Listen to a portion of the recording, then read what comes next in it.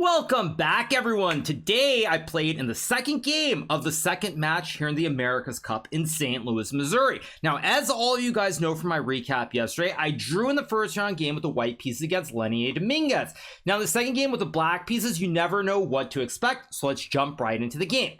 So the game starts with e4, and now I choose to play c5. Anybody who's watched my streams, watched me play in a lot of major tournaments in the last probably decade or so, I would say probably 95% of the time I played pawn to e5, knight to f3, knight c6, and then bishop b5, knight f6 with the Berlin, or various games in the Gucci piano with bishop c4 and bishop c5. That being said, I am not a professional chess player anymore. I'm simply here to have a good time, try to play some good chess. So I thought, you know what? I might as well play for the love of the game rather than trying to draw, get into some tie breaks and see what happens. So I decided to play c5 on move one. This, of course, is the classic Siciliano opening. We get knight to f3, and now I play knight to c6, and here Dominguez plays d4. He also could have played bishop b5, and this would have led to a Ross Limo game. However, due to the fact that the tournament is still ongoing, I'm obviously not going to tell you guys what I had in mind if bishop b5 had occurred in the game. So he plays d4. We trade the pawns on d4. Now, for those of you guys who are wondering about the clock right now, the reason the clocks are running down is because while I record this game, the games are actually being broadcast with a 30-minute delay. So the game has not actually finished on the relay, but we're recording anyway. So after knight takes d4 is played, I play this move e5, knight b5, and d6. And this is, of course, the classic Kalashnikov variation of the Sicilian. Dominguez continues with knight 1 to c3, and now I play a6 here. It's worth noting I can't play a move like bishop to e7, because after knight to d5, these knights are very, very well positioned on d5 and b5, and white is actually close to winning. So I play a6 to kick the horse out of d5, and after knight to a3, I play this move bishop to e6 here. Now if white plays knight d5 without the knight on b5, there aren't any threats of jumping to the c7 square. So we get knight c4, and now I play rook b8 here. Now, the inspiration behind this game, of course, is the famous Iranian chess player Parham Maghsoodloo, who has played this variation with bishop to e6 and rook b8 quite a few times. So after playing rook to b8, Dominguez plays knight to d5 after a very long think. We trade, and now I go knight c to e7. Now, it's a very unusual position here for a couple of reasons. First of all, white has the bishop pair, but there is a big imbalance in the pawn structure here. This is kind of like a King's Indian a little bit. I want to go like g6 and f5, and then knight f6 and bishop g7, and try to take advantage of the fact that white doesn't have pawns in the center of the board so much.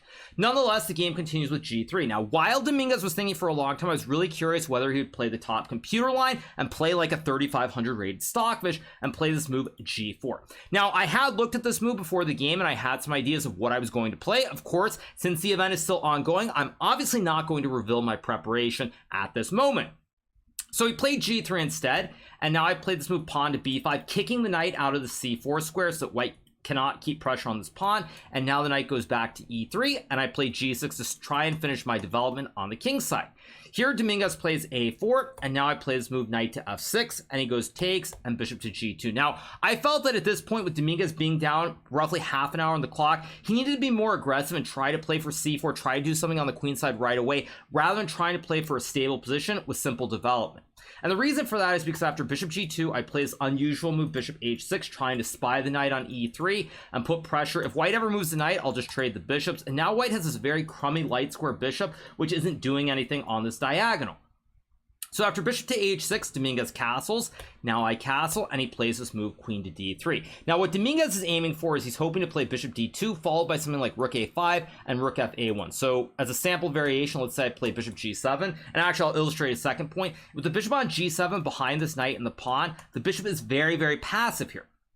So the bishop is much better on h6 just to keep an eye on the knight and the bishop. Now let's just say I were to play bishop g7. What Dominguez wanted to play is bishop d2 here with the idea of playing rook to a5. So say I go king h8, white can play rook to a5 here, putting pressure, and after say queen d7, there's bishop to b4 here, putting pressure on this diagonal. And let's just say I play a move like rook c8. White can now go rook fa1 with the double stack. You have rook a7 ideas, rook a6 ideas as well, and white is doing really, really well here. So I have to be very fast. So I play this move knight to d7, which is sort of in the spirit of trying to play basically like a King's Indian with f5 here. Once again, I don't know if you guys hear the alerts. I can't seem to figure out how to turn them off in my OBS. So if you hear them, I do apologize. If you don't, obviously you'll think I'm insane for pausing momentarily.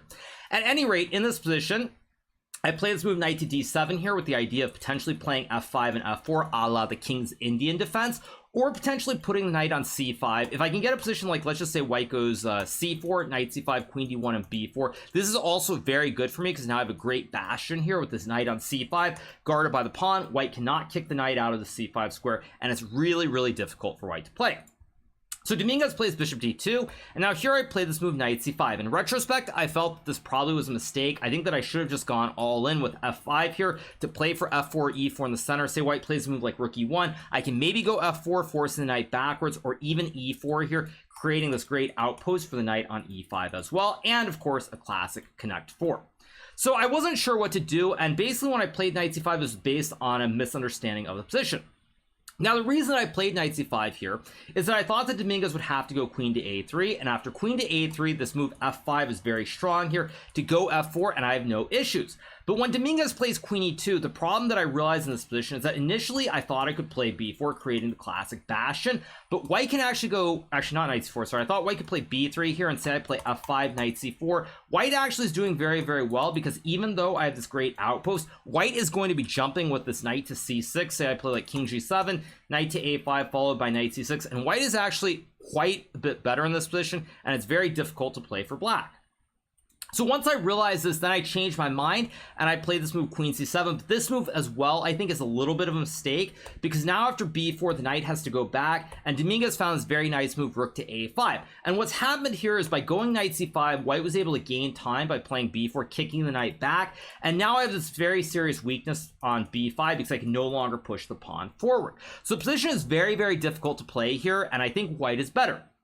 Now, fortunately for me, I was up a lot of time at this point in the game, so I was able to spend about 20 minutes here calculating, and finally I decided to give up this bishop for the knight. The reason being that even though potentially there's some dark square weaknesses around my king, with these knights, especially being able to jump in the center of the board, I thought I had enough counterplay. So I play knight f5, and now Dominguez makes another very interesting decision by playing this move rook to a7. What Dominguez could have played was rook takes b5 here, but after knight takes, bishop pawn takes, and knight to b6, black is probably okay here. White is temporarily up a pawn, but due to this backwards pawn, which can't really be advanced very easily, ideas like rook c8, and the rook, of course, sitting in front of this pawn on b4, white has an advantage, but it's probably defendable for black.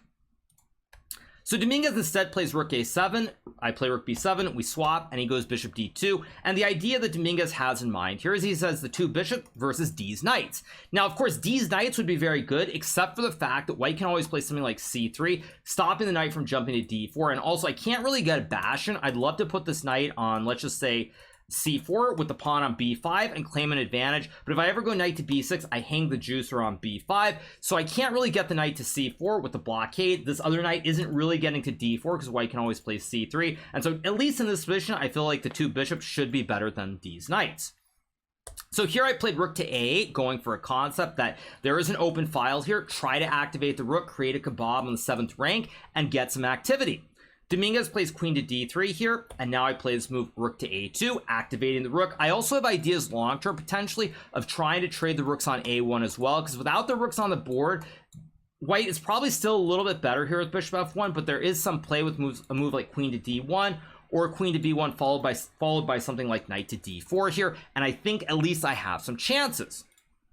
So here Dominguez plays this move rook to d1, which I thought was an excellent move. Actually, it's worth noting I did consider this move g4, which he did not play in the game. But Dominguez, I felt like this is sort of symptomatic of the whole game, where at critical moments where he kind of needs to do something that's perhaps doesn't feel technically correct, it's probably playable, it doesn't feel quite right, it creates a slight weakness, he wasn't willing to do it. I think g4 here was actually quite a decent move, because if I go knight e7 back here, white can actually play bishop h6 followed by f4, and I think white is in really, really good shape here. Nonetheless, Dominguez plays rook d1, which also is a solid move. So if I go knight d4, he can just play c3, and the rook guards the bishop. So I go knight to f6 here, he plays bishop to g5. Now, one thing that's important to realize about these knights is that at this point in the game, I'm trying to think about conceptually. I'm thinking my rook is very active, my queen is okay. It's not great, but it's decent. But the knights are kind of misplaced, because if the knight can't jump to d4, then why is this knight on f5? So in a dream world, what I would like to do is I'd like to get this knight to, let's just say, c4, and then put this other knight, just to illustrate it, on f6. If I can get this set up, this is perfect placement of the knights with the knights on f6 and c4, and I should be fine. So already here at this point, I was trying to think about like where do the knights belong, and so I go knight f6, bishop g5, king to g7, and now Dominguez plays bishop h3. And already here it feels a little bit awkward because if I play knight to e7, white can take and play this nasty move f4. If I were to capture the pawn, I actually get checkmated here because queen d4 forces the king forward, and after takes, king h5, queen h4, king is simply stuck on the rim and it's game over. That being said, it's also very tricky because say I move the king here, white can now take, and he has this d pawn which is very advanced, and white is actually already winning the game. So it's a very tricky position here. Now of course with our silicon friends we can realize that apparently I can go queen a7, king h1, and take the pawn on f4, because after queen c3, king g5 takes, and king h6, the king looks open here, but it's apparently very, very safe. If white tries to infiltrate with a move like queen f6, now I can actually go queen to f2 or even queen to e3, and I'm really active here, and in fact I should be winning. So I spent a lot of time here trying to calculate this. I wasn't sure what was going on. So finally, after a very long think, I found this move knight to d4. And after c3, I spotted this idea knight to c2. Now, what did I mention earlier? Earlier, I mentioned the ideal setup for these knights. Now, you'll notice in a very weird way, if white plays a move like bishop g2 and I get knight to a3, somehow I've actually gotten the perfect placement of the knights. Now, again, once I sort of had thought about this and I realized the knight wasn't getting trapped, I realized that, okay, now this knight on f6 is where I want it. The other knight can go to c4 as long as I don't lose it instantly here, which as I thought during the game, I can't lose it. So if I can't lose the knight right away and it gets to a3 and c4, then voila, I'm completely fine. So after knight to c2, Dominguez played this move queen to f3. Now I think at this point, due to the time situation here, now of course, as I said, the clocks are a little bit off, but at this point in the game, Dominguez had about 1 minute, a little bit under, and I had about 15 minutes. I feel like Dominguez here should have probably tried to bail out with takes and something like bishop to f1, knight to a3, and then a move like rook to d2, trying to force an endgame. If I trade the rooks, the knight is okay here, but the pawn on b5 is quite weak, and if I play rook a1, white can just go rook to d1, forcing rooks off the board or a repetition. Dominguez, however, decides that he wants to play on, try to win. Of course, he has the two bishops versus the two knights, so he plays queen f3. Now I go knight to g8, and now he plays bishop f1. And already here, it's starting to spiral a little bit out of control for white, because the bishop on g5 is actually not all that great here. And the bishop on f1, if you're not winning the pawn, eventually the bishop doesn't really have scope either. So after bishop to f1, I played this move rook to a3, trying to pin the pawn on c3. If white plays a move like h3, I can eat the juicer because white would lose the queen after capturing the knight. So I play rook to a3, he goes bishop c1, now I play rook to b3, and he plays this move queen to e4. Already it's very difficult for white because probably the best move here is to play something like bishop d2 takes and something like queen to e2 going into an endgame. But once again, at this point in the game, Dominguez, very low on time, doesn't want to end up in an endgame. So he assumes that with the two knights versus the two bishops and my knight also getting to c5, that I'm going to end up being much better here. So he plays queen to e4, which hangs the pawn on c3, and now he goes bishop to b2, and I correctly play knight f6, attacking the queen first. If I were to move the rook to, say, c8 here, white can actually sacrifice here on e5, and after takes, and knight to f6 here, white can play this very weird-looking move queen to b2, and the knight is simply glued to the c2 square. The other knight is pinned as well, and white can start pushing p with d6 and d7, and computer already says that white is completely fine. So after bishop b2, I play knight f6 in between to attack the queen on e4. Dominguez goes queen h4, and now I play this move rook to b3. Apparently, rook to f3 is winning here. Once again, I'm not a computer. What can I say? That's just life. So I play rook to b3 instead. Dominguez plays bishop c1, and the idea is if I gobble the juicer, now I get lollied because there's bishop h6 check, king to g8, queen takes f6, and queen g7 next move is simply unstoppable. I can move the queen, but after queen g7, that's GG, game over. So I go knight to g8 here, covering this h6 square. Dominguez plays queen to d8, trying to win this pawn on d6, and now I play this important move, queen to e7. Now, it's worth noting at this point, Dominguez was very low on time, playing only on the 30-second increment that he got on each move, but nonetheless, he kept finding a lot of really good moves. Already here, I thought that I was close to just winning the game, but he kept finding moves. So he plays his queen a5 move here, and the problem is now if I take this pawn with the knight, after queen takes b5, there's a very nasty pin of the knight and the rook. And if I take with the rook here, I don't know if I lose, but white can actually play this move rook to d2 here. And the knight is overloaded, the rook is under attack, and I'm simply going to lose material. If I play a move like, let's say I go rook c4, that hangs the rook and then the knight. If I play rook to b1, white can take the knight and guard the bishop.